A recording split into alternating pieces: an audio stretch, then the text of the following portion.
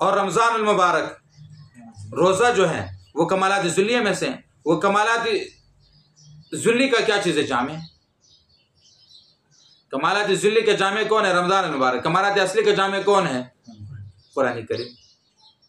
तो कुरान करीम को सुन्नत करार दिया गया रमज़ान मुबारक में, ताकि कमालात असली और कमालात ज़ुल्ली दोनों इंसान को क्या हो जाए? हासिल हो सके। कमालात असली और कमालात ज़ुल्ली दोनों क्या हो सके। अगर सिर्फ रोज़ा होता तो फिर आपको कमालात ज़ुल्ली हासिल हो जाते हैं, कमालात असली रह जाते। जब कुरान करीम भी उसमें सुन्नत करार दिया गया, सुन्नत हो गया, तो उसमें कमालात ज़ुल्ली कमालात असली भी आपको क्या हो गए? मिल गए।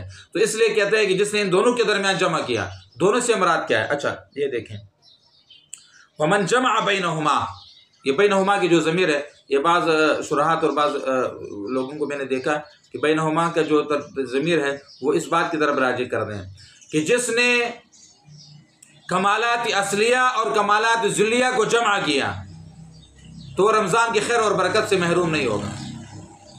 जिसने कमालात असलिया और कमालात ज़ुल्लिया को जमा किया तो रमज़ान मुबारक की खैर और बरकत से महरूम नहीं होगा।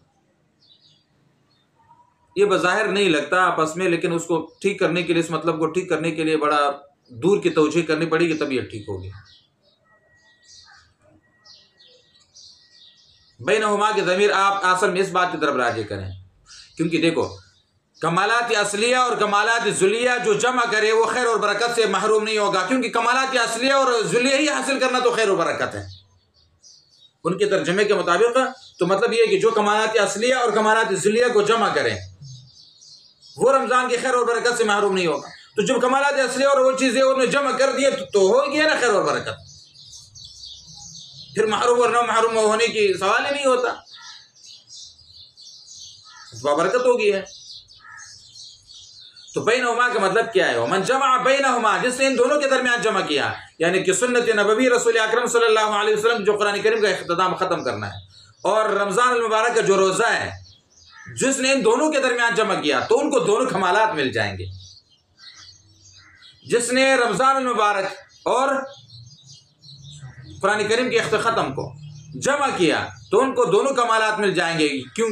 उस वक्त फिर वो इंशाअल्लाह अज़ीम रमज़ान मुबारक की बरकत से महरूम नहीं रहेगा, क्योंकि उसमें बरकत असली भी हैं और बरकत ज़ुल्ली भी हैं। क्योंकि कुरान करीम उसमें हो चुका है तो उसमें बरकत ज़ुल्ली भी आ चुके हैं, असली भी आ चुके हैं, और ख़ुद रोज़ा है तो बरकत ज़ुल्ली उसमें आ चुके हैं।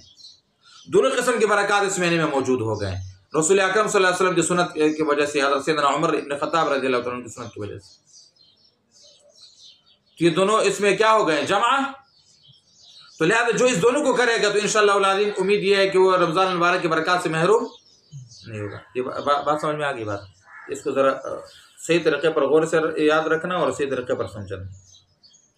अच्छा, अब आगे हज़रत इमाम रब्बानी मुजर्रिद मुनव्विर अल-बिसानी क़द्दसल्लाहु सिर्रुल अक़दस ये फरमा रहे हैं कि रमज़ान मुबारक के दिन के जो बरकत है वो अलग है। इससे पहले तो आपको बता दें कि दोनों किस्म की बरकत उसमें मौजूद है, बरकत असली और बरकत ज़ुल्ली दोनों उसमें मौजूद है, लेकिन दिन के बरकत और रात के बरकत में फ़र्क है। दिन के जो बरकत है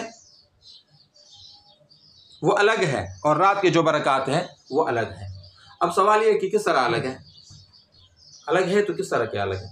हम आपको बता देते हैं कि फ़र्क इसमें इस तरीके पर मौजूद है कि दिन के जो बरकत है उसमें रोज़ा मुबारक रखा जाता है, रोज़ा रखा जाता है। तो रोज़ा हमने बताया कि वो जामे कमालात ज़ुल्लिया का, और कुरान करीम में ख़त्म होता है, रात में जो है वो कुरान करीम का ख़त्म होता है, और कुरान करीम जो है वो किस चीज़ का है? जामे कमालाती असलिया का। तो दिन में जो कमालात और बरकत है वो ज़ुल्ली बरकत है, और रात में जो बरकत है वो असली बरकत है, यानी उसका उसके साथ ताल्लुक़ है।